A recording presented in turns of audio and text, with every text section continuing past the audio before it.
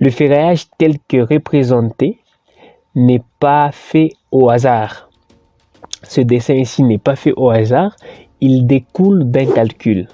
Et ce calcul, c'est un calcul des structures. Ravi de vous retrouver dans cette nouvelle vidéo. Nous allons donner des grandes bases pour dimensionner n'importe quel ouvrage. Pour dimensionner un ouvrage, on va voir qu'il est important de commencer par les éléments porteurs. Voilà. Déjà, je vous invite d'aller dans la barre d'aller dans la description pour télécharger un guide gratuit que j'ai écrit sur le dimensionnement des ouvrages. Voilà, c'est un guide qui se lit rapidement et qui va vous donner une vue précise sur le dimensionnement des ouvrages. Je ne vous en dis pas plus, allez dans la description. Bien, nous allons commencer. Bien, on commence. Ici, j'ai pratiquement deux fichiers. Le tout premier fichier, nous voyons ici, c'est un plan. Ça, c'est un plan d'exécution. Et le deuxième fichier, c'est la note de calcul. En soi, les deux fichiers sont complémentaires. Comme nous pouvons voir ici, nous avons, ça c'est une poutre qui a une section de 20 sur 40.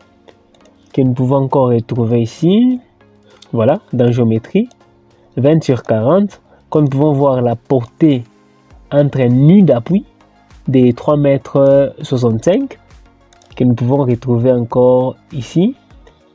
Là, c'est plutôt la portée entre axes, L0, la portée entre axes, 3,45 m plus 10 de l'autre côté, 10 de l'autre côté, ça nous fera 3,65 m. C'est ce que nous pouvons voir ici. Ça, c'est la portée entre nu d'appui et 3,65 m, c'est la portée entre axes, la distance entre axes. Donc, lorsque vous dimensionnez un ouvrage au moyen d'un logiciel, le logiciel doit vous produire le deux fichiers. Donc, un PDF, bon, le PDF ici, qui va vous donner un plan d'exécution et puis une note des calculs. Voilà, mais voyons ce qui est important sur la note des calculs. Sur le plan d'exécution, les éléments qui se trouvent ici ont déjà été détaillés dans une de mes vidéos. Nous avons ici le dessin, nous avons des sections ici, nous avons ici un bordereau d'armature. Sur la note des calculs, nous voyons il n'y a que des phrases. Ceci, ce sont des inputs. Ce sont des données d'entrée que l'utilisateur va insérer dans les logiciels pour espérer obtenir un certain résultat. Voilà. C'est ici où tout se joue. Si ces paramètres ne sont pas maîtrisés ou vous introduisez des données biaisées, le résultat que vous aurez, il sera aussi biaisé.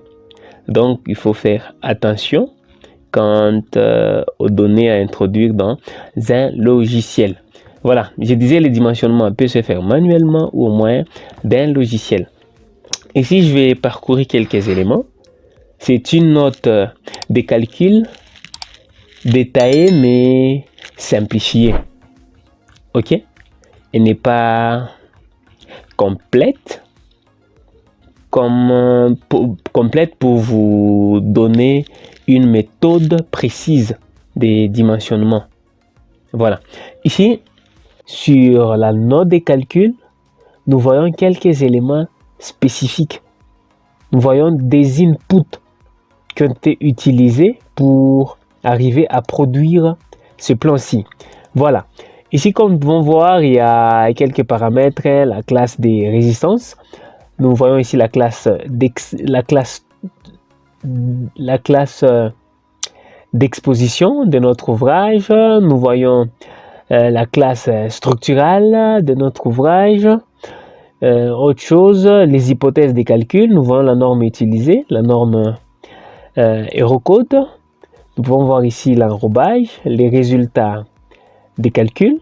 le moment entravé, le moment entravé max, min, le moment à gauche. Nous voyons aussi les efforts tranchants. Ici, ce sont des sollicitations aux élus, des sollicitations aux états limites ultimes, les sollicitations aux états limites des services, LS. Nous voyons le diagramme des moments. À part le diagramme descendant, nous voyons la section théorique ici, les sections théoriques d'acier sur les appuis, au niveau des appuis et en travée. Comme nous pouvons voir là, nous voyons la flèche. Ok, de l'autre côté, les résultats théoriques détaillés qui sont là aux LU et aux LS. Et enfin, nous voyons le ferrage qui a été adopté. En fin de compte, nous voyons quelques quantitatifs tels que le volume de béton, la surface de coffrage, voilà, et la densité de ferrage. Ceci, je l'ai bien expliqué dans la note que vous allez télécharger dans la description. J'ai donné la procédure